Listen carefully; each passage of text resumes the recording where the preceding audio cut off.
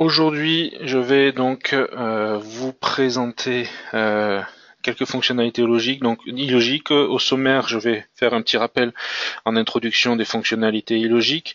Je vais ensuite rapidement utiliser trois exemples dans le logiciel Autodesk Inventor pour vous montrer concrètement ce que l'on peut faire aujourd'hui avec illogique. Et puis, je divaguerai également sur la fonctionnalité du logiciel configurateur 360, donc un outil cloud qui peut être associé à la collection de Product Manager, Product et mécanique, pardon, au niveau de Inventor. Donc, illogique, c'est un outil qui est, je vais, pardon, c'est un outil qui est donc basé sur un outil de paramétrage basé sur des règles. Donc des règles avec un SO, ça aurait été mieux. Un mot règle, excusez-moi pour les fautes de frappe. Donc les règles, en quoi ça consiste? C'est en gros, si on a un paramètre à une certaine valeur, alors on va faire quelque chose, sinon on peut faire autre chose. Voilà, c'est pas plus compliqué que ça dans le principe au niveau des règles de paramétrage. Le langage basé sur du .NET est assez simple. Si on le transcrit ici, si la hauteur est supérieure à 24, alors on la fige à 24. Si elle est inférieure à 6, alors on va la figer à 6 en fonction des utilisateurs. Voilà par exemple un exemple assez simple de ce que peut être le paramétrage avec illogique. Au niveau de sa facilité d'accès, les déclencheurs, il peut y en avoir plusieurs qui peuvent être automatiques, qui peuvent être des boutons, qui peuvent être des événements spécifiques sur les actions que l'on va faire avant l'enregistrement, après l'ouverture. On va illustrer cet exemple-là notamment. Voilà, de multiples accès beaucoup plus faciles qu'avec les simples API et les macros d'Inventor.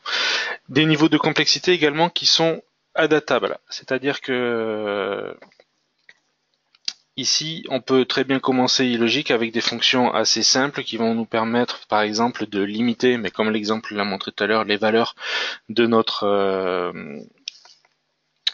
paramètre, 24 maximum, 6 minimum, de remplir automatiquement les e-propriétés, de créer des formulaires de saisie pour faciliter ça, et puis également on peut, notamment avec les boutons, mettre dans des règles toutes les actions répétitives que l'on pourrait avoir, notamment par exemple d'export, que ce soit du 2D, DXF, DWF ou PDF, du 3D avec le step, le STL, toutes ces actions qui peuvent être répétitives et donc que l'on peut bien sûr automatiser avec comme ça des boutons. Voilà, ça peut être les exemples assez simples. Et puis Logic peut aussi, grâce à ses ouvertures vers les API, peut être un peu plus avoir des règles plus complexes et notamment pour faire des assemblages entiers configurés, des mises en plan automatisées et également même pouvoir se connecter avec votre système de gestion de données, ERP ou autre, pour en effet récupérer les informations métiers de votre configuration et les intégrer donc dans Inventor par exemple. C'est des choses qui sont également réalisables. Je vais être assez bref sur la partie logique pour aller voir un peu plus de détails sur l'introduction d'illogic et sur les premières fonctionnalités que l'on peut faire avec illogic. Je vous invite à revisualiser une vidéo que j'avais faite, un webinaire que j'avais fait il y a quelques années au début d'illogic, qui est donc disponible sur la chaîne de Prodware sur YouTube, et vous pouvez revisualiser des thèmes que j'avais abordés à ce moment-là, notamment la création de gabarits préconfigurés, des assemblages dynamiques, et puis également j'ai illustré les exports 2D tels que je les ai exprimés, puis d'autres choses de manière concrète. Donc je ne vais pas me concentrer là-dessus. Aujourd'hui, je me concentrerai au contraire de la standardisation. Je vais plutôt me concentrer sur la personnalisation et sur quelques nouvelles fonctionnalités illogiques ici. Et pour ça, je vais les illustrer dans quelques exemples, notamment la possibilité, donc on va le voir, d'actualiser nos mises en plan anciennes dans un style plus récent, et puis des fonctionnalités donc de capture de configuration, pas des fonctionnalités, mais en tout cas des esprits que l'on peut avoir avec illogic pour capturer nos configurations quand on n'est pas forcément, et c'est la plupart du temps le cas pour nos utilisateurs Inventor, des experts en termes de code et de langage. Et puis également, on verra comment on peut faire des conceptions modulaires et aller jusqu'à configurateur 360. Je vais donc directement passer sur Inventor et donc premier thème que je vous souhaitais aborder, c'était le thème donc des styles de dessin. Si je prends par exemple mon style actuel de dessin, donc en commençant un nouveau plan, j'ai donc mon style qui est préconfiguré avec mes informations de cartouche, notamment, et le style d'affichage que j'ai. Donc par exemple, si je vais créer une vue de base, je vais par exemple reprendre un composant et puis je vais donc pouvoir venir faire sa mise en plan. Là, je pense pas vous apprendre grand chose, mais voilà, dans notre style, je vais pouvoir venir coter mes informations et vous voyez le style, les couleurs, les choses comme ça sont définies, les vues en coupe par exemple, si on va couper ici les styles de hachure, les choses comme ça qu'on peut se préconfigurer. Hop, on va la mettre un peu plus bas, profiter de ça. Voilà, les couleurs sont différentes histoire de montrer qu'on peut faire des choses ultra personnalisées. L'idée, ça, c'est que c'est mon style actuel. Si par exemple dans ma philosophie et d'évolution de la société, si j'ouvre par exemple des plans qui auraient pu être réalisés dans une date antérieure, par exemple ce plan-là, ici si j'ouvre ce plan, je vois qu'il a été réalisé il y a quelques temps, alors la date bien sûr est fictive, mais au niveau du style, on a un document qui a été avec un style et une interface différente, avec une personne qui a créé ce document-là avec une date et une révision qui était l'ancien logo. Voilà, c'est un exemple parmi d'autres. L'idée ici, c'est de vous montrer que, du coup, moi, si j'ai besoin d'actualiser ce dessin-là parce qu'on va y faire une modification ou autre, tout le travail que l'on aurait à faire de remodification des styles, on va les retrouver dans l'onglet gérer, on va retrouver les styles mettre à jour avec les calques qui ne sont plus à jour. Le cartouche, on va le retrouver éventuellement dans un nouveau dessin, on va pouvoir le récupérer et puis il va falloir que je vienne notamment récupérer dans les i-propriétés ou en tout cas changer les i-propriétés et venir mettre moi-même le nom de moi ici, venir changer par exemple si je prends mon trigramme ici et venir changer ces éléments-là. L'idée première par exemple avec iLogic, c'est que on peut définir ça sur des règles et notamment on peut définir ce que l'on appelle des règles externes. On reparle également dans ma précédente vidéo, mais un petit peu ici, c'est-à-dire que ce sont des règles qui ne sont pas forcément liées au document, mais qui sont des règles de normalisation de notre activité. Et par exemple ici, dans cette règle-là, si j'illustre juste un petit peu ici l'idée, c'est que les séquences que je viens d'expliquer, on peut ici les retrouver. Par exemple, si je crée une fonction, si mon dessin a besoin d'une update, détecter cela, je vais lui dire, tu mets à jour les styles, tu me changes la cartouche, tu me mets les propriétés. Voilà, on peut séquencer ça dans des fonctions et venir écrire ce genre de choses. Et donc du coup, ici par exemple, si je l'exécute, dans un premier temps manuellement, on va le voir ici, si j'exécute ça, je vais pour l'instant me demander une confirmation et donc du coup si j'exécute cette règle là, il va mettre automatiquement à jour mon dessin. Jusque là, pas de grande nouveauté en soi dans iLogic, sauf que les dernières versions d'iLogic, notamment la version 2018.1 ou .2 si je ne dis pas de bêtises, a permis de mettre notamment en lien les événements déclencheurs, et surtout de pouvoir mettre des événements déclencheurs en fonction des types de documents que l'on traite. Et par exemple ici, je vais pouvoir dire pour mes dessins, j'ai quelques types d'événements déclencheurs quand je fais un nouveau document, après l'ouverture, avant l'enregistrement, après l'enregistrement, ça dépend vraiment de ce que l'on veut faire, et à la fermeture du document. Et donc là, par exemple, je vais pouvoir lui dire, ici, mon actualisation de dessin, tout simplement, je vais lui dire, après l'ouverture d'un document, donc d'un dessin, tu exécuteras cette règle qui met à jour. Et donc ici, par exemple, si je clique sur OK, je vais refermer sans enregistrer ce dessin-là. Celui-là, je peux le laisser ouvert, c'est pas très grave dans un premier temps. Et donc du coup, si je reviens sur mon plan, je vais ouvrir mon plan ici. Et donc quand je vais l'ouvrir, automatiquement, il va détecter parce que j'ai mis les conditions qu'il fallait pour détecter les changements, et donc du coup ici il détecte que le dessin n'est pas actualisé, et donc je vais par exemple ici laisser la possibilité, on va le voir qu'on va pouvoir la modifier, mais l'utilisateur a le choix de dire est-ce que je veux mettre à jour ou pas. Donc là je vais cliquer sur annuler, et par exemple on peut très bien ne pas faire de modification.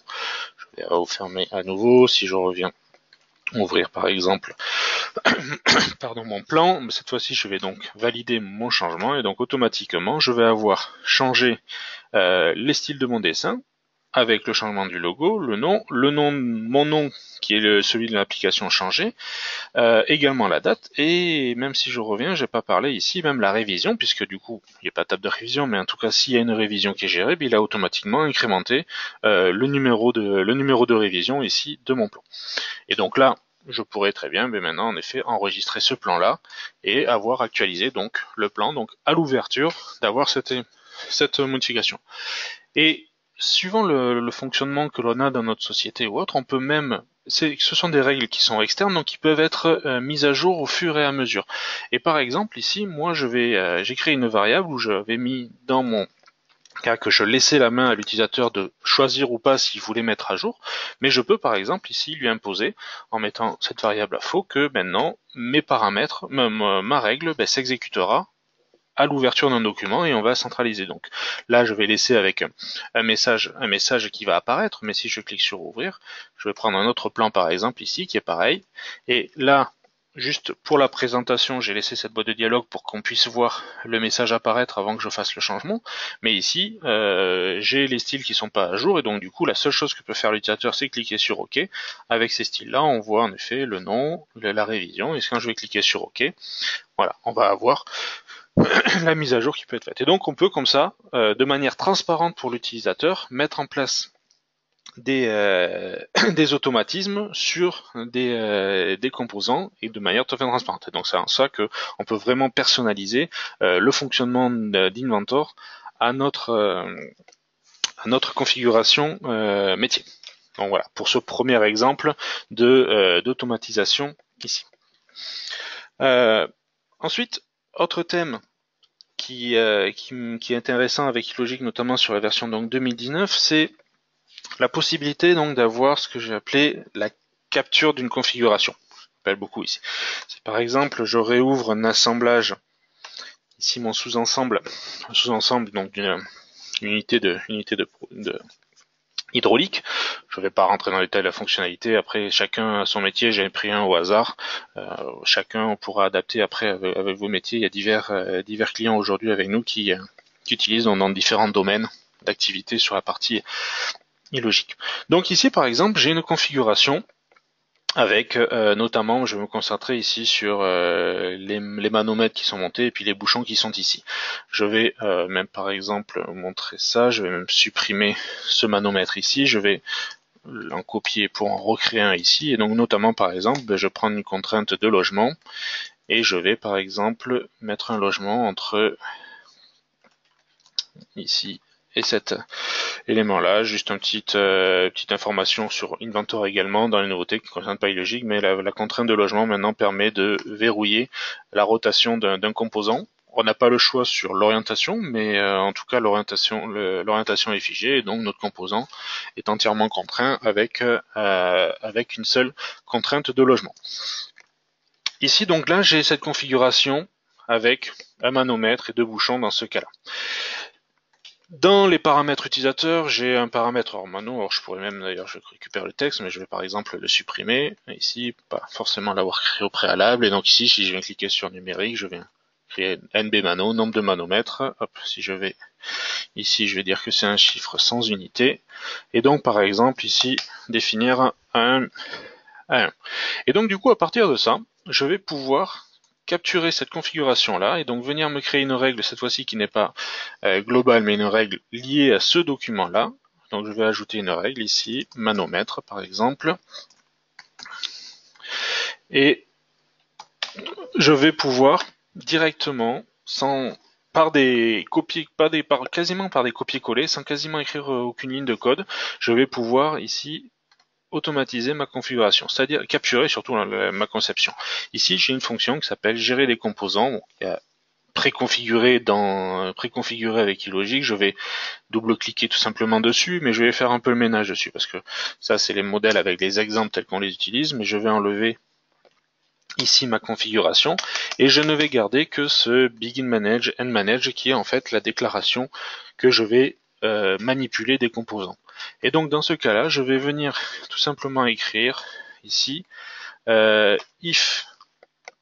Ici, vous voyez, c'est même pas moi qui écris, d'ailleurs je récupère les éléments, mais si je récupère ici mon paramètre utilisateur, donc si nbmano, alors j'ai quand même être obligé de taper au clavier un petit peu, égale 1, je vais venir lui demander de récupérer l'état actuel de mes composants. C'est-à-dire qu'ici, je vais récupérer l'état du manomètre et des deux bouchons. Si je fais un bouton droit, ici, je vais lui dire capturer l'état actuel, tout simplement. Et il va me récupérer la configuration telle qu'elle est faite à l'écran. Si j'enregistre, ici, je vais fermer dans ce cas-là. Je vais, par exemple, même me créer un formulaire directement pour récupérer ma valeur ici de manomètre. Et donc, la règle que je viens d'écrire, je lui ai demandé si c'est à 1, ben j'ai cette configuration-là. Et donc, par exemple, si je prends ces composants et que je les supprime de mon assemblage, je vais venir ici sur mon manomètre dire 0, il ne se passe rien. Et quand je vais être à 1, hop, automatiquement, le logiciel va avoir replacé les composants et va les avoir replacés tels que nous, on les avait mis, c'est-à-dire avec les contraintes qu'il y avait, et ce sont les vraies contraintes que l'on peut venir modifier par la suite, telles que si on les avait créées manuellement. Il a reproduit directement notre configuration. Et donc, si je poursuis par exemple dans mon exemple, je vais supprimer ce composant-là, je vais faire un copier-coller de cette conception, une contrainte de logement ici, hop là, sur mon composant. Donc le composant, il était déjà à case et resté activé, donc du coup le composant est déjà bloqué, mon manomètre est bien positionné. Et donc du coup je vais revenir sur ma règle, et puis je vais aller modifier la règle, et lui dire ici maintenant, du coup dans le cas de 1 c'est traité, maintenant si j'en veux 2, du coup je vais venir récupérer else-if, pour créer ma structure conditionnelle, et je vais récupérer par exemple ça, et on va lui dire si c'est égal à 2, du coup tu me récupères l'état actuel de mes deux manos et du bouchon. Voilà, et donc on récupère ces éléments là de la manière, donc je fais que capturer en fait, c'est en ça que je parlais de capture. Ici je fais que capturer la configuration, je n'écris quasiment pas de ligne moi-même, et donc à nouveau pour l'exemple, si je supprime les composants, hop, ils vont enregistrer. Oui, je sais pas ce qu'il va enregistrer, mais on va enregistrer. Ici, je suis à 0, il n'y a pas de problème. À 1, je vais avoir mes composants, et donc à 2, hop, il va remplacer, et il remplace réellement le composant. Ici, on voit dans l'arborescence, c'est vraiment un remplacement qui est fait, le composant disparaît, et si je passe à 0, ils sont réellement supprimés. Donc, je repasse à 2 par exemple pour récupérer ça, et puis on va aller jusqu'au bout du raisonnement, même si là maintenant c'est plus que de la redite. On va lui dire que j'ai une contrainte ici, bloquée, et donc tout simplement ici on va se mettre là, je fais comme ça, if, je récupère ça, mon mano égale 3, et donc ici les 3 derniers composants se positionnent ici, hop, capturer l'état actuel, et on récupère tout, il reconstruit, il récupère le document avec la pièce, et également donc les contraintes qu'il vient de placer. On rentrera dans d'autres détails un peu plus tard ici. Et donc du coup dans ce cas là j'enregistre, et à nouveau si je reteste tout ça, bon, et je supprime, et dans ce cas là, alors je vais même faire un peu évoluer mon paramètre, parce que du coup saisir comme ça c'est pas forcément confortable. Je vais directement venir le rendre multivaleur, et 1, 2, 3, en n'oubliant pas le 0, on ajoute tout ça, lui on va supprimer, voilà, on crée notre menu multivaleur avec donc la possibilité de changer ici, et donc dans mon formulaire, je vais tout simplement ici supprimer ça parce qu'il s'est transformé en multivaleur. Donc vous voyez assez simplement ici, je vais sélectionner, puis je vais par exemple avoir une option où je vais pouvoir lui dire plutôt qu'une liste déroulante ou autre, je vais mettre des boutons groupe radio, voilà, 0, 1, 2 ou 3, et donc dans ce cas-là, on va avoir notre formulaire dans Inventor qui va avoir ici la possibilité, on va avoir la possibilité de choisir. Hop.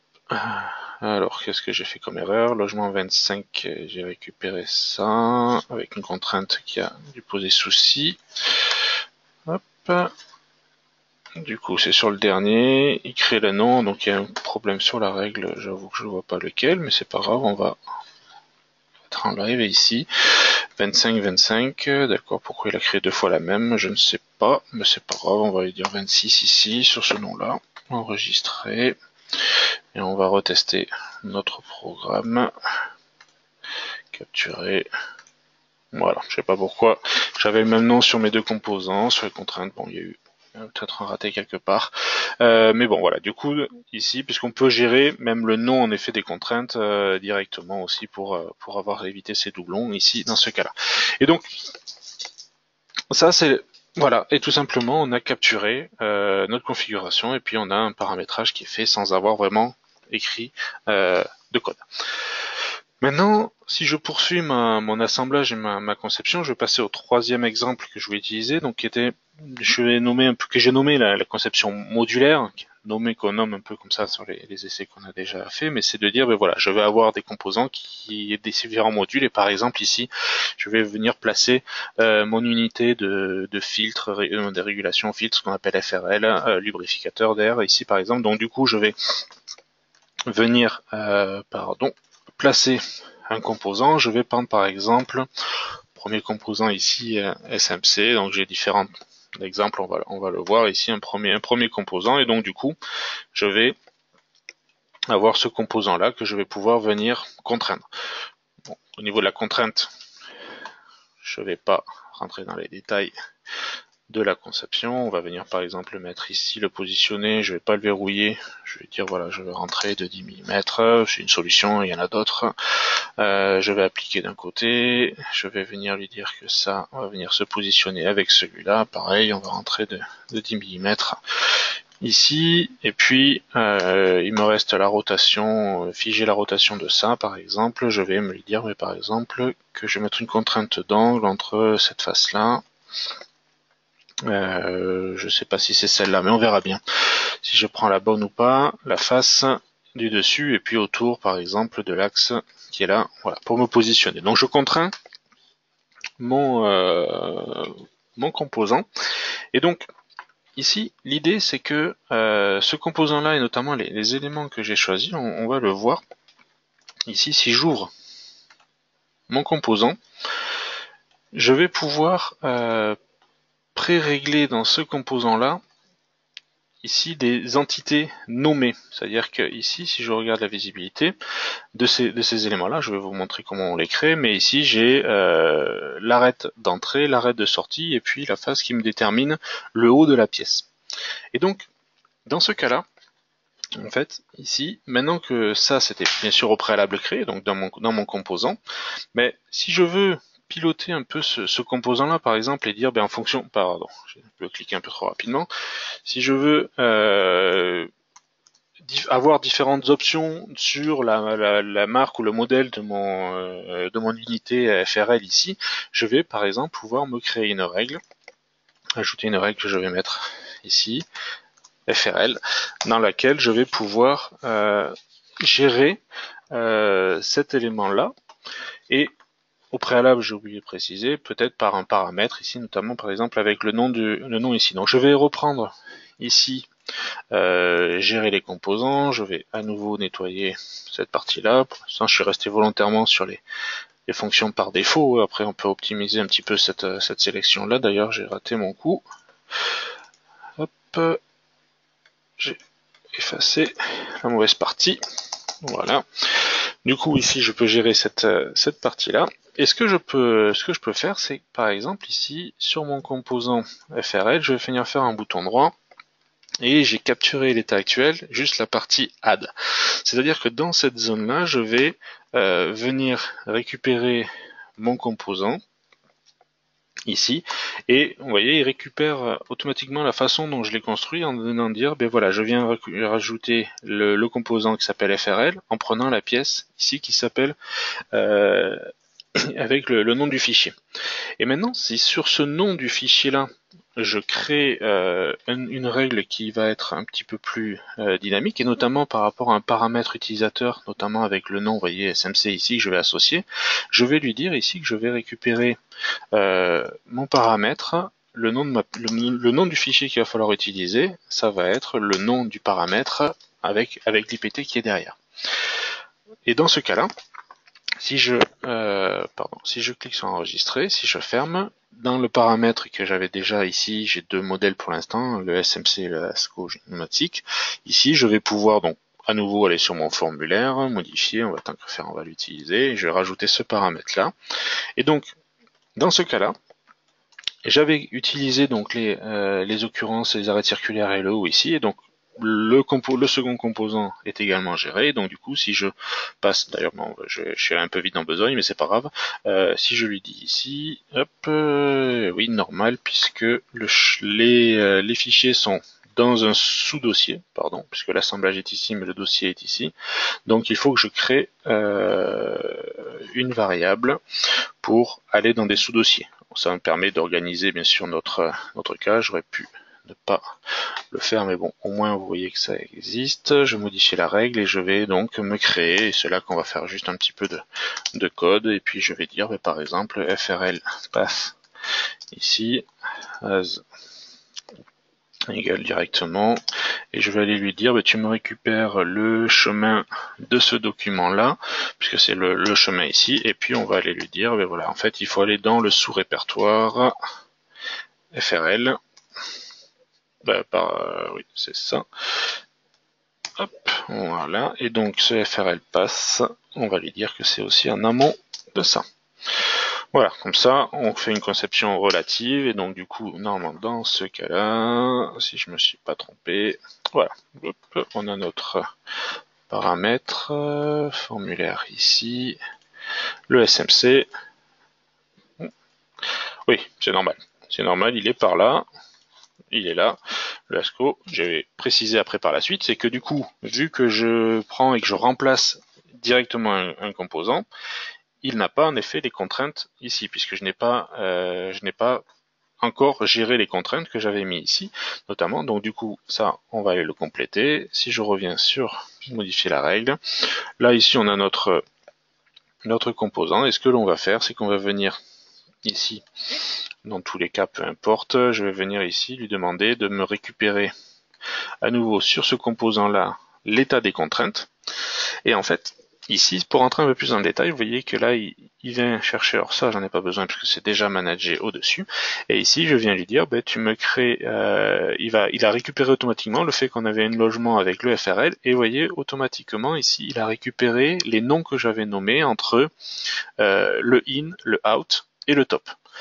Le composant ASCO-géomatique a exactement la même chose, et donc du coup, en récupérant ces éléments-là, ici, automatiquement, le passage de l'un à l'autre se fait directement. Si j'illustre ce comportement-là, si je vais un peu plus dans le détail, si je reviens sur j'ai un autre modèle ici de FRL, je vais tout simplement sélectionner cet arrêt circulaire et lui attribuer un nom, et donc je vais créer le in, je vais créer le out de l'autre côté, et puis je vais créer le top pour ma gestion de mon orientation. Ça peut être des arêtes, ça peut être des phases, ça peut être des points. On peut avoir différents types d'éléments nommés. Voilà, ça c'est créé. Ici, je vais en profiter, je vais récupérer par un copier-coller le nom de ce composant-là que j'enregistre, que je peux fermer ici dans ce cas-là. Et donc, dans mon paramètre utilisateur, je vais venir ici lui dire que je vais rajouter dans mes composants le rexroth. Je vais cliquer sur OK, et tout simplement maintenant, dans mon formulaire est disponible le composant Retrot. Et donc avec des dimensions qui sont différentes, sur adapté ou autre, mais on vient directement changer donc ici dans ce cas-là. Et là où c'est également intéressant, c'est que ces composants-là, pour la plupart, c'est pas nous qui les créons, on les télécharge et on les récupère notamment des différentes sources de bibliothèques, soit sur le site du constructeur, soit sur des bibliothèques bien connues. Et donc ici, par exemple, si je crée un nouveau fichier standard.ipt et que je viens ici cliquer sur importer, je vais par exemple pouvoir on va revenir à l'espace de travail, récupérer par exemple un step ici. Je vais l'ouvrir. Avec les technologies depuis quelques années, NiCad notamment, donc on va par exemple pouvoir importer ce step sans forcément le convertir, juste faire une référence vers un step. Donc c'est-à-dire que si un step évolue, alors pour les éléments de bibliothèque c'est assez peu probable, mais pour d'autres composants avec qui vous travailleriez, avec des gens avec qui vous travaillerez, qui vous fourniraient le step, ben vous pourrez très bien le garder en tant que modèle de référence. Et donc du coup, je récupère ce composant-là, qui est un step importé, et de la même manière, je vais pouvoir, par exemple, ici, lui attribuer un nom, in, pour cette première partie, pour celle-ci, out, et puis je vais venir gérer l'orientation, une phase quelconque, jusqu'il me donnera le top. Et donc dans ce cas-là, je vais pouvoir enregistrer ce fichier. Hop, je vais récupérer juste le nom ici pour faciliter pour moi pour la suite. Et donc du coup, je vais aller le remettre dans mon répertoire disponible de FRL. Voilà, j'enregistre. Et donc ce composant maintenant, je vais retourner dans mon assemblage et rajouter ma liste multivaleur. Et donc dans ce cas-là, lui aussi est également disponible avec donc le Rexroute et le composant step importé. Et donc là, on a vraiment pu faire du remplacement de composants juste avec des faces nommées dans ce cas-là.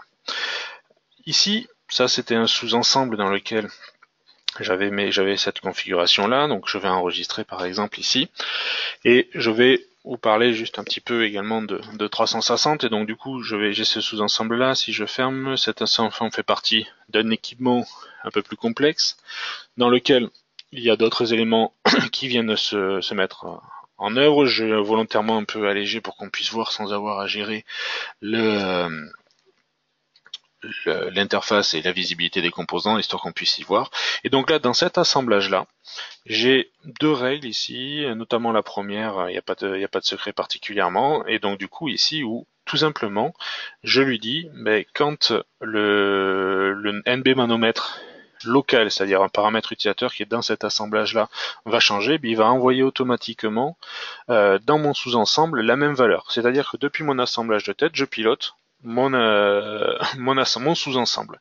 Ce qui fait qu'ici, avec les mêmes principes que l'on a vus dans le sous-ensemble, mais depuis mon assemblage principal, je peux venir ici gérer dans le sous-ensemble la configuration.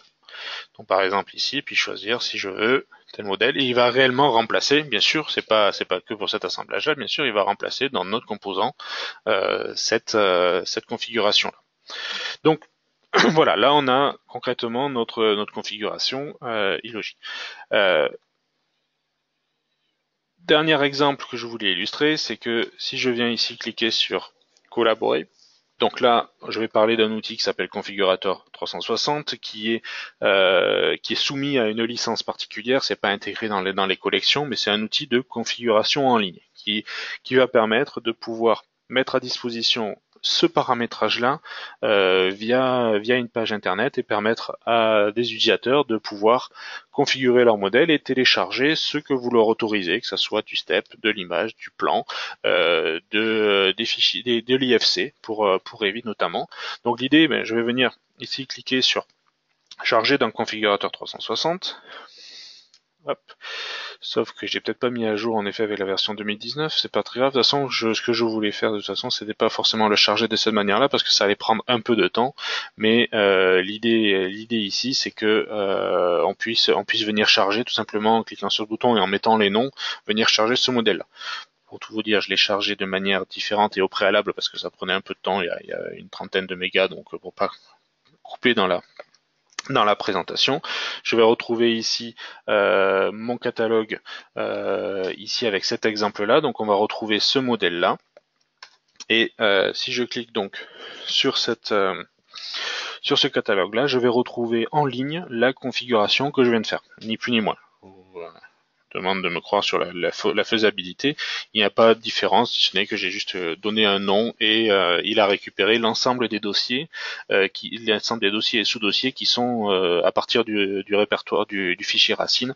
Il prend tout et notamment pour gérer ce remplacement des composants qui sont ici, avec la possibilité, on va retrouver ici les éléments, de pouvoir directement donc charger par exemple ici le Rexroth ici.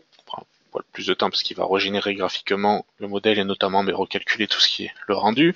Ici, dans ce cas-là, on va obtenir ça. On va obtenir par exemple notre step. Je vais pouvoir modifier également la quantité du manomètre ici par exemple pour n'en mettre qu'un. Donc il fait exactement la même chose que ce que l'on fait en ligne ici.